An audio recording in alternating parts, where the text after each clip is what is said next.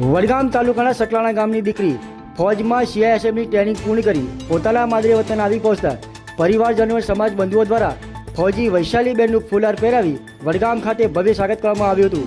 વડગામથી સકલાણા ગામ સુધી ડીજેના તાલ સાથે ભવ્ય શોભાયાત્રા નીકાળવામાં આવી હતી. ગ્રામજનો દ્વારા સત્વારા વૈશાલીબેન જયેશભાઈનું હર્ષ ઉલ્લાસ સાથે સ્વાગત કરવામાં આવ્યું હતું.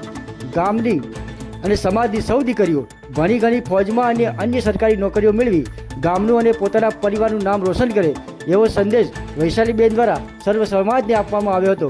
વૈશાલીબેન દ્વારા સન્માન કરનારા સર્વ સમાજનો ખૂબ ખૂબ આભાર માન્યો હતો.